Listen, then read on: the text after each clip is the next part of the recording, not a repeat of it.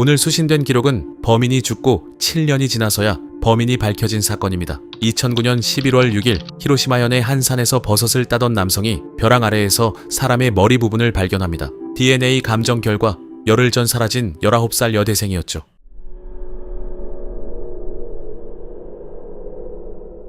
경찰은 이 사건에 매달렸습니다. 7년간 이 사건에 동원된 일본 경찰만 모두 합쳐 31만 명이었고, 산을 통째로 뒤지고 제보를 구하는 전단지만 1만 장을 뿌리고 렌털 비디오 가게의 공포영화 대여 기록까지 훑었는데요. 그런데도 7년이 지나도록 용의자 이름 하나 나오지 않았습니다. 사건이 미궁에 빠지나 싶던 2016년 수사팀은 사건 당시 그 일대를 지나간 차량을 처음부터 다시 훑기 시작합니다. 그러자 이상한 차 한 대가 걸려들었는데요. 큰 길을 놔두고 굳이 어두운 뒷길로만 다니던 차였습니다. 차 주인의 이름을 조회한 순간 수사팀은 말을 잃습니다. 그 남자는 이미 7년 전에 죽어 있었거든요. 그것도 피해자의 시신이 발견되고 정확히 이틀 뒤에 말이죠. 남자가 남긴 건 디지털 카메라 한 대뿐이었습니다. 데이터는 전부 지워져 있었지만 복원하자 그 안에서 사진 57장이 나왔습니다. 31만 명이 7년을 찾아 헤맨 답이 어째서 처음부터 범인의 카메라 속에 있었을까요? 그리고 이미 죽어버린 자를 대체 어떻게 심판할 수 있었을까요?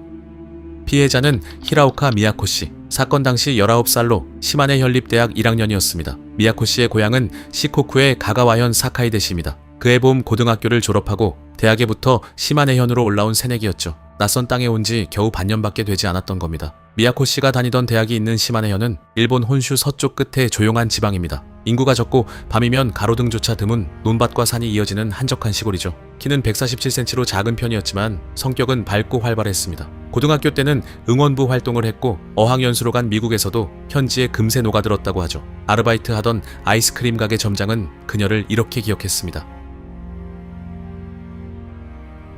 2009년 10월 26일. 그날도 여느 때와 다르지 않은 하루였습니다. 미야코 씨는 오후 수업을 마치고 3시쯤 기숙사에 돌아왔다가 다시 나와 쇼핑센터 3층 아이스크림 가게에서 저녁 5시부터 9시까지 아르바이트를 했습니다. 밤 9시 15분 쇼핑센터 방범 카메라에 찍힌 모습이 마지막이었죠. 같이 일하던 동료들은 이날 그녀가 누굴 만날 약속이 있어 보이지도 그런 얘기를 한 적도 없었다고 했습니다. 평소와 똑같은 지극히 평범한 모습이었다는 겁니다. 문제는 그 다음이었습니다. 아르바이트 하던 쇼핑센터에서 기숙사까지는 약 2.5km, 인적이 드물고 가로등이 거의 없어서 밤이 되면 어둠에 잠기는 길이었습니다. 쇼핑센터를 나서는 모습까지는 방범 카메라에 남았지만 기숙사로 향하는 길목의 카메라엔 그녀는 없었습니다. 밝은 곳과 밝은 곳 사이 카메라가 닿지 않는 그 어두운 2.5km, 어딘가에서 미야코 씨는 흔적도 없이 사라졌습니다. 다음날 어머니가 딸의 휴대폰으로 문자를 보냈지만 답이 없었습니다. 사흘 전만 해도 문자에 바로 답장이 왔고 별다른 기색도 없었는데 말이죠. 이상하게 여긴 어머니가 몇 번이나 전화를 걸어도 연결되지 않았고 기숙사에 연락하고 나서야 딸이 전날부터 돌아오지 않았다는 사실을 알게 됩니다. 가족은 곧바로 하마다 경찰서에 실종 신고를 냈습니다. 그리고 열흘 뒤 히로시마의 산에서 그 발견이 있었던 겁니다. 수사는 시작부터 벽에 부딪혔습니다. 경찰이 처음 세운 가설은 아는 사람의 소행이었습니다. 현장에 실랑이 한 흔적이 없어서 피해자가 저항 없이 차에 탔다면 아는 사람일 거라 본 거죠. 그래서 미야코 씨가 살던 대학 기숙사를 중심으로 탐문을 벌였습니다. 그런데 미야코 씨는 시마네에 온 지 반년밖에 되지 않은 사람이었습니다. 원한을 살 만한 인간관계도 사귀는 사람도 없었죠. 결국 1, 2주 만에 아는 사람의 소행은 아니라는 결론이 나왔고 수사는 방향을 틀게 됩니다. 아는 사람이 아니라면 남는 건 낯선 사람이었습니다. 경찰은 시신의 상태를 근거로 엽기적 성향을 지닌 인물이라는 범인상을 그렸고 이 한 줄을 붙들고 수사를 밀어붙였습니다. 공포영화를 빌린 사람들의 명단을 뒤졌고 시신을 그렇게 다룰 줄 아는 자라면 짐승 다루는 데 익숙할 거라며 사냥꾼과 임업 종사자를 추렸죠. 그럴듯한 방향이었지만 이것이 통째로 헛다리였습니다. 한번 그림이 잘못 그려지자 경찰의 시선은 진범과 정반대 방향으로 멀어지고 있었던 겁니다. 그렇게 시간만 흘렀습니다. 2012년 10월 26일에는 사체유기죄의 공소시효가 성립했는데요. 당시 시효가 3년이었던 탓에 시신을 버린 죄만으로는 더 이상 처벌할 수 없게 된 겁니다. 하지만 경찰은 물러서지 않고 죄명을 시효가 없는 살인죄로 바꿔 수사를 이어갔습니다. 수사에 투입된 인원은 7년간 다 합쳐 31만 명까지 불어났습니다. 현상금이 걸리고 제보를 구하는 전단지 1만 장이 뿌려졌으며 인터넷에서는 기분 나쁜 미제 사건으로 오르내렸죠. 그런데도 범인은 그림자조차 잡히지 않았습니다. 경찰이 놓친 그 방향, 그러니까 엽기 마니아가 아니라면 대체 누구인가라는 질문의 답은 사실 수사 초기부터 명단에 올라 있었습니다. 그렇게 7년이 흘렀고 사건은 미군구로 굳어가는 듯 했습니다. 전환점은 2016년에 찾아왔습니다. 벽에 부딪힌 수사팀이 그동안 매달렸던 엽기적 인물이라는 그림을 내려놓고 원점에서 다시 시작한 겁니다. 이번에 주목한 건 사람이 아니라 차였습니다. 여기서 N시스템이 등장합니다. 도로 곳곳에 설치돼 지나가는 차량의 번호판을 자동으로 읽어 기록하는 장치인데요. 수사팀은 이 기록을 근거로 사건 전후 하마다시 일대를 지난 차량을 처음부터 다시 훑었습니다. 그러자 이상한 차 한 대가 눈에 들어왔습니다. 통행 기록이 남는 큰 길은 피하고 굳이 뒷길로만 움직인 차였죠. 자기 동선을 남기고 싶지 않은 사람의 움직임이었던 겁니다. 차 주인을 조회하자 이름이 떠올랐습니다. 야노 요시하루, 사건 당시 33살. 그런데 그 옆에 뜬 정보에서 수사팀은 그대로 멈춰버립니다. 이미 사망. 그것도 미야코 씨의 시신이 발견되고 정확히 이틀 뒤인 2009년 11월 8일이었습니다. 차 주인 조회됐습니다. 야노 요시하루, 당시 33살. 11월 8일이면 시신 발견 이틀 뒤잖아. 주소 확인해. 사망자입니다. 2009년 11월 8일. 7년 만에 겨우 떠오른 이름이었지만 그는 이미 오래전에 이 세상 사람이 아니었던 겁니다.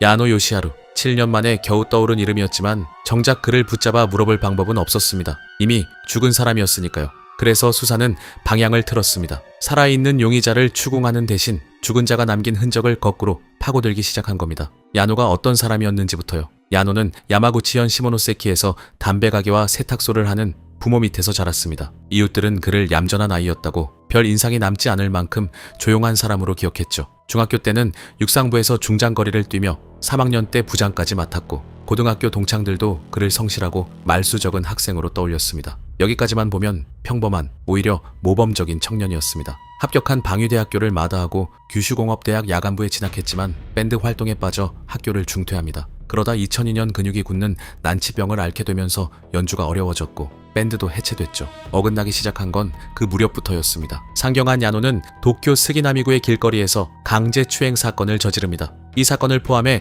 후쿠오카와 도쿄에서 저지른 성범죄가 모두 3건이었는데요. 수법은 하나같이 비슷했습니다. 지나가던 여성을 흉기로 위협하는 방식이었죠. 2004년 야노는 징역 3년 6개월의 실형을 선고받습니다. 성범죄 전과의 흉기로 여성을 위협한 전력. 게다가 사건 당시 야노가 살던 곳은 피해자가 사라진 하마다시, 바로 옆인 마스다시였습니다. 조건만 놓고 보면 수사망에 걸리고도 남을 인물이었고 실제로 그는 수사 초기 단계에서 이미 용의선상에 이름을 올렸던 것으로 알려져 있습니다. 그런데 왜 놓쳤을까요? 경찰이 엽기 마니아라는 그림에 매달렸기 때문입니다. 시신을 다룬 방식만 보고 해체에 능한 인물을 쫓다 보니 태양광 패널을 파는 평범한 영업사원은 그 그림과 맞지 않았죠.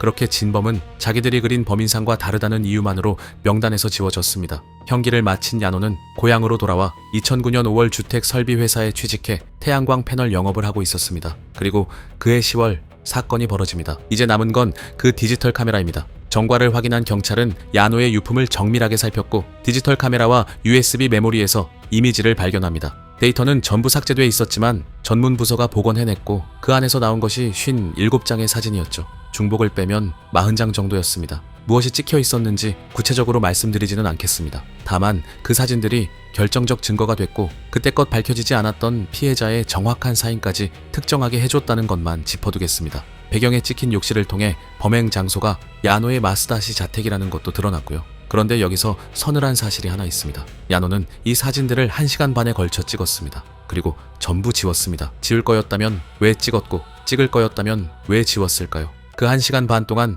그가 무슨 생각을 했는지는 이제 누구도 알 수 없습니다. 그렇다면 야노는 왜 죽었을까요? 시신이 발견되고 이틀 뒤인 2009년 11월 8일 야노는 성묘를 다녀오는 길이라며 어머니를 태우고 주거쿠 자동차도를 달렸습니다. 그러다 야마구치현 미네시 부근에서 가드레일을 들이받았고 차는 3군데를 충돌하며 불타올랐죠. 어머니와 함께 그 자리에서 숨졌습니다. 경찰이 주목한 건 현장에 브레이크 흔적이 전혀 없었다는 점이었습니다. 사고 직전 야노는 지인에게 이런 말을 남겼습니다.